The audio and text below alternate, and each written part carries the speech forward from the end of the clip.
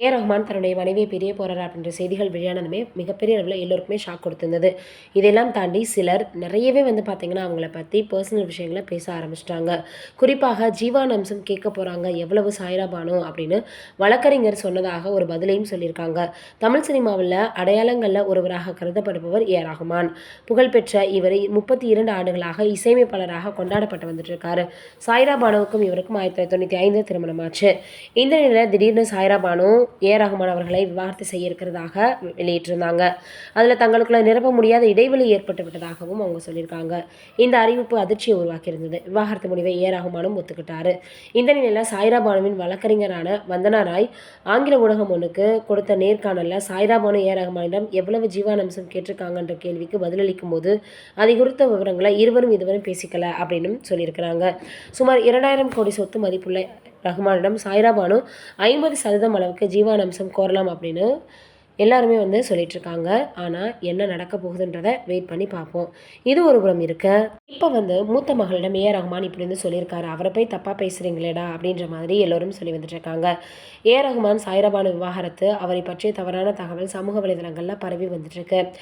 ரஹ்மானை தொடர்ந்து அவரது இசைக்குழுவில் மோகினி டே என்ற பெண்ணும் விவாகரத்து செஞ்சுருக்காங்க. அதனால தொடர்பு படுத்தி பேச ரொம்பவே ஆரம்பிச்சிட்டாங்க. கொஞ்சம் கூட கூச்சமே இல்லாமல் தான் சொல்லணும். ரஹ்மானுடைய சொத்து மதிப்பு ஜீவானம்சம் அப்படி இப்படின்னு ஆளாளுக்கு ஒரு கதை அளக்க ஆரம்பிச்சிட்டாங்க. ஆனால் ரஹ்மான் எப்படிப்பட்ட நல்ல உள்ளம் கொண்டவர்னு அவரை பற்றி நன்கு தெரிந்தவர்களால் மட்டும்தான் சொல்ல முடியும். அந்த வகையில் பிரபல ரொம்பவே பார்த்திங்கன்னா நடிகராக இருக்கக்கூடிய ஒருத்தர் சில விஷயங்களை பகிர்ந்திருக்கிறாரு. என்னென்னு வீடியோவில் பார்க்கலாம். மூத்த மகள் கதீஜா சுவிட்சர்லாந்தில் படிச்சுக்கிட்டு இருக்காங்க. அவங்க சென்னைக்கு வர போகிறாங்க. அவங்கக்கிட்ட ரஹ்மான் சொன்னது இதுதான், அம்மா மும்பையில் இருக்காங்க, அவங்க என்ன பண்ண போகிறாங்கன்னு தெரியல, அவங்களுக்கு ஒரு வீடு வாங்கி கொடுக்கணும் அப்படின்னு சொல்லியிருக்கிறாரு. இவங்களுக்குள்ள ஏதோ ஒரு பிரச்சனை, அவங்க பிரியதா இருந்தால் சொல்லாமல் கூட பிரிஞ்சிருக்கலாம். ஆனால் ஏதோ ஒரு ஆத்திரத்தில் அறிவிச்சிட்டாங்க. இது மாறும்னு ரஹ்மான் நினைக்கிறாரு. அந்தளவுக்கு அவர் அதை கூட பெருந்தன்மை எடுத்துக்கிறாரு. அவள் கோபப்படுறா, இது மாறும்னு நினைக்கிறாரு, அவருக்கு தேவையான அடிப்படை வசதிகளை செஞ்சு கொடுங்க அப்படின்னு மகள்கிட்ட சொல்லியிருக்காருன்னு அவர் எப்பேற்பட்ட மனிதராக இருப்பார். ரஹ்மானை பொறுத்தவரை மிகப்பெரிய அளவில் தான் உண்டு தான் வேலை உண்டுன்னு இருக்கிறவர். அவரை மாதிரி ஒரு ஆள் இந்த உலகத்தில் கிடையாது. சினிமா உலகில் இப்படி ஒருவர் இருக்க முடியுமான்னு ஆச்சரியமாக பார்க்க வச்சார். தொழிலை தெய்வமாக நினைக்கிறவர்.